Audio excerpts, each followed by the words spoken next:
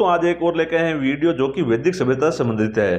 दोस्तों इस वीडियो में बहुत ही महत्वपूर्ण 20 प्रश्नोत्तर लिए गए हैं जो कि किसी न किसी एग्जाम में पूछे गए हैं तथा आगे भी इनकी रिपीट होने की बहुत ज्यादा संभावना है। दोस्तों वीडियो को बिल्कुल भी स्किप मत करना, अंत तक जरूर देखना। दोस्तों ये आपके लिए बहुत ही ज्यादा सहायक सिद्ध होने वाला है। तो दोस्तों बिना टाइम खराब किए सीधा वीडियो को शुरू करते हैं। पहला प्रश्न है, ऋग्वेद जनसभा जो न्यायिक कार्यों से संबंधित थी, ऑप्शन ए समिति, ऑप्शन बी सभा, ऑप्शन सी विधाता और ऑप्शन डी उपयुक्त में से सभी। दोस्तों हर प्रश्न के नीचे जिस भी एग्जाम में पूछा गया है उसका नाम दिया गया है, साथ साथ में ये नाम भी देखते रहना जिससे क्या कि आपको आइडिया लगता रहेगा कि किस एग्जाम में किस प्रकार के प्रश्न पूछे जाते हैं।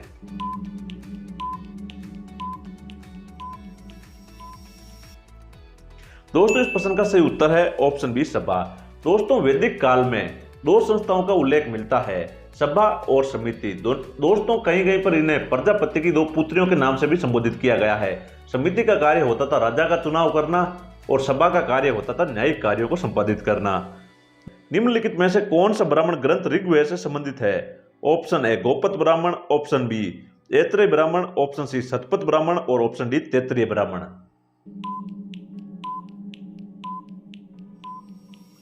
इस प्रश्न का सही उत्तर है ऑप्शन बी ऐत्रेय ब्राह्मण। दोस्तों वेदों की सरल व्याख्या के लिए ब्राह्मण ग्रंथों की रचना की गई थी।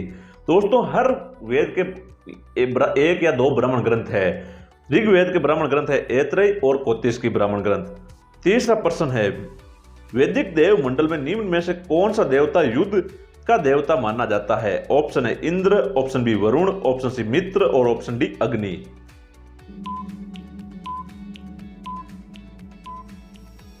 दोस्तों इसका सही उत्तर है इंद्र।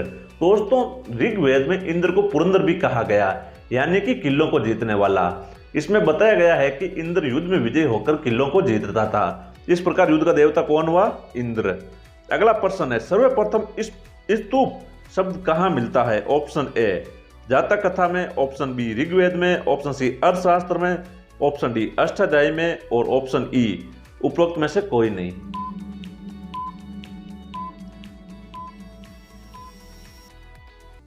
दोस्तों इस प्रश्न का सही उत्तर है ऑप्शन बी ऋग्वेद में। दोस्तों वैसे तो स्तूप शब्द पाली भाषा का है, परंतु इसका सर्वप्रथम उल्लेख ऋग्वेद में मिलता है। पाली भाषा में इसका अर्थ होता है राग का ढेर। पांचवा प्रश्न है, सत्यकाम जाबाल की कथा जो अनबियाही मां होने के लांछन को चुनौती देती है उल्लेखित है। ऑप्शन ए जाबाल उपनिषद में, ऑप्शन बी छंदोगय उपनिषद में, ऑप्शन सी कंठो उपनिषद में और ऑप्शन डी प्रसन्नो उपनिषद में।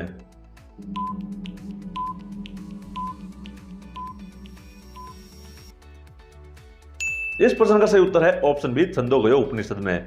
दोस्तों सत्यकाम नाम का एक लड़का था जो कि अनबियाही मां से जन्मा था। तो जब वो ज्ञान प्राप्त करने के लिए ऋषि गौतम के पास गया तो ऋषि गौतम ने उसके पिता के बारे में पूछा, तो उसने बताया कि उसे उसके पिता के बारे में कुछ भी मालूम नहीं है और उसने सही सही जवाब दिया कि वो अनबियाही मां का बच्चा है। तो इस प्रकार जब उसने सत्य जवाब दिया गौतम ऋषि को, तो ऋषि गौतम ने उसे खुश होकर ज्ञान दिया और वो मुक्ति को प्राप्ति की। तो इस प्रकार की कथा है छंदोगय उपनिषद में। तो इसका सही उत्तर होगा छंदोगय उपनिषद। छठा प्रश्न है, भारतीय उपमहाद्वीप में लोहे का सर्वप्रथम साहित्यिक संदर्भ किसमें मिलता है? ऑप्शन ए सामवेद में, ऑप्शन बी ऋग्वेद में, ऑप्शन सी यजुर्वेद में और ऑप्शन डी विनय पिटक में।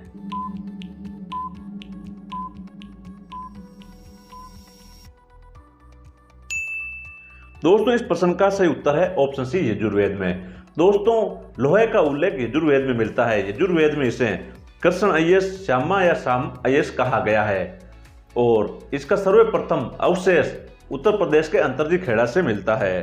सातवां प्रश्न है, वैदिक काल में अस्पृश्यता का आधार था। ऑप्शन ए व्यवसाय, ऑप्शन बी अशुद्धता, ऑप्शन सी गरीबी और ऑप्शन डी उपयुक्त में से कोई नहीं।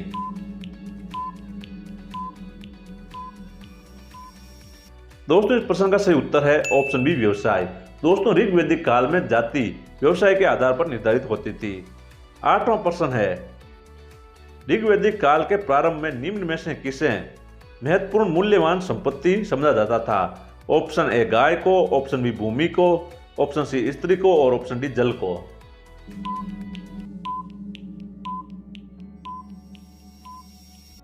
दोस्तों इस प्रश्न का सही उत्तर है ऑप्शन ए गाय को।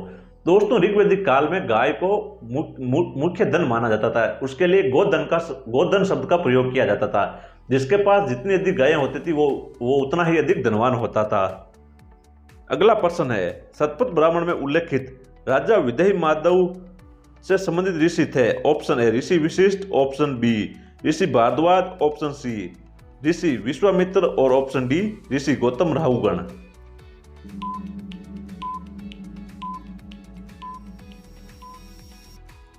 दोस्तों इस प्रश्न का सही उत्तर है ऑप्शन डी ऋषि गौतम राहुगण। दोस्तों राजा विदेही महादेव की एक कथा मिलती है जो कि शतपथ ब्राह्मण में है। उसमें कहा गया है कि राजा माधव के मुंह में अग्नि थी और एक बार उनके मुंह से अग्नि पृथ्वी पर गिर गई और वो जंगलों को जलाती हुई वर्तमान में गंडक नदी है, उस टाइम उसे सदा नीरा कहा जाता था, वहां तक पहुंच गई थी और पूरा एरिया साफ हो गया था और इस एरिया में आर्यों ने अपना बस्तियां बना ली थी। तो इस प्रकार की कथा मिलती है शतपथ ब्राह्मण में। और इस समय राजा माधव के साथ थे महर्षि गौतम। 10वां प्रश्न है, संस्कारों की कुल संख्या कितनी है? ऑप्शन है 12, ऑप्शन बी 10, ऑप्शन सी 15 और ऑप्शन डी 16।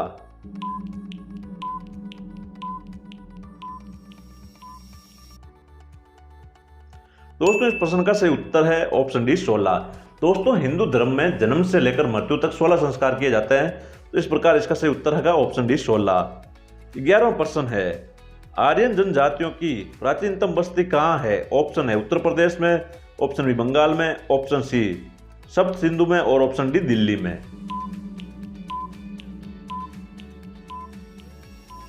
इस प्रश्न का सही उत्तर है ऑप्शन सी सप्त सिंधु में। दोस्तों आर्य जो कि मध्य एशिया से आए थे और वो हिंदू कुश पर्वत को पार करते हुए सबसे पहले सप्त सिंधु एरिया में आकर बसे थे। सप्त सिंधु उस जगह को कहा जाता है जहां पर सिंधु नदी व 7 सहायक नदियों द्वारा जो भी एरिया बनता है उसे सप्त सिंधु कहा जाता है। 12वां प्रश्न है, निम्नलिखित में से कौन सी जनजातीय सभा सामान्य रूप में जनजातीय सरदार मुखिया के चुनाव में शामिल होती थी? ऑप्शन ए समिति, ऑप्शन बी सभा, ऑप्शन सी गण और ऑप्शन डी विधाता।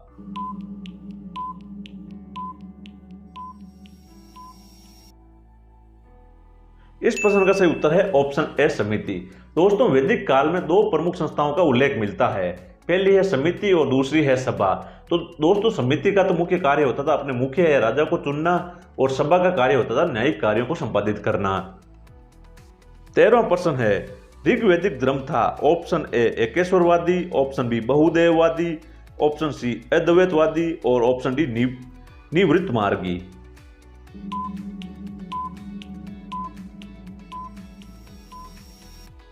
इस प्रश्न का सही उत्तर है ऑप्शन बी बहुदेववादी।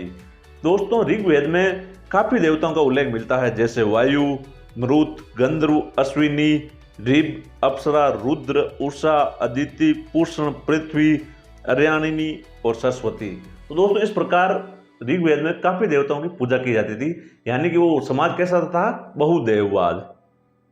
14वां प्रश्न है, भारतीय प्रतीक पर उत्कीर्ण सत्यमेव जयते लिया गया है। ऑप्शन ए भागवत गीता से, ऑप्शन बी ऋग्वेद से, ऑप्शन सी मुंडक उपनिषद से और ऑप्शन डी मत्स्य पुराण से।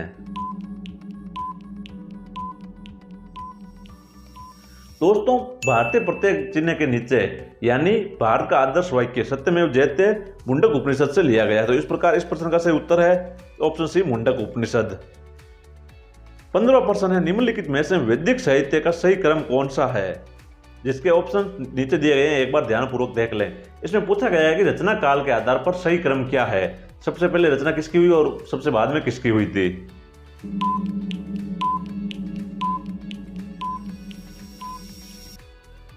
दोस्तों इस प्रश्न का सही उत्तर है ऑप्शन बी वैदिक संहिताएं, ब्राह्मण, आरण्यक और उपनिषद। दोस्तों सबसे पहले वेदों की रचना हुई थी, उनके बाद ब्राह्मण ग्रंथों की, उसके बाद आरण्यक की और उसके बाद उपनिषदों की रचना हुई थी। दोस्तों अब देखते हैं 16वां प्रश्न, किस वैदिक ग्रंथ में वर्ण शब्द का सर्वप्रथम नामो उल्लेख मिलता है? ऑप्शन ए अथर्ववेद में, ऑप्शन बी ऋग्वेद में, ऑप्शन सी सामवेद में और ऑप्शन डी यजुर्वेद में।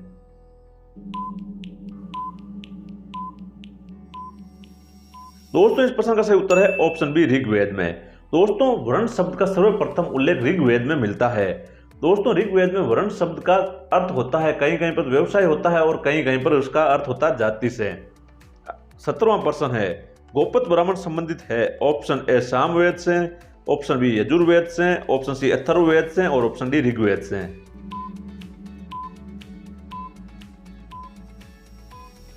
दोस्तों इस प्रश्न का सही उत्तर है ऑप्शन सी अथर्ववेद से। 18वां प्रश्न है वर्ण व्यवस्था से संबंधित पुरुष सूक्त मूलतः पाया जाता है। ऑप्शन ए सामवेद में, ऑप्शन बी अथर्ववेद में, ऑप्शन सी ऋग्वेद में, ऑप्शन डी मनुस्मृति में और ऑप्शन ई इनमें से कोई नहीं। इस प्रश्न का सही उत्तर है ऑप्शन सी ऋग्वेद में। दोस्तों पुरुष सूक्त ऋग्वेद के 10वें मंडल का एक सूक्त यानी मंत्र संग्रह है। दोस्तों इसमें एक विशालकाय मानव का उल्लेख किया गया है जिसमें अलग अलग जातियों को दर्शाया गया है। सर को ब्राह्मण को, हाथ क्षत्रिय, ये शरीर वैश्य को और पांवों को शूद्र से दर्शाया गया है। 19वां प्रश्न है सत्यमेव जयते शब्द किस उपनिषद से लिए गए हैं। ऑप्शन ए कंठो उपनिषद से, ऑप्शन बी मुंडको उपनिषद से, ऑप्शन सी छंदोगय उपनिषद से और ऑप्शन डी इनमें से कोई नहीं।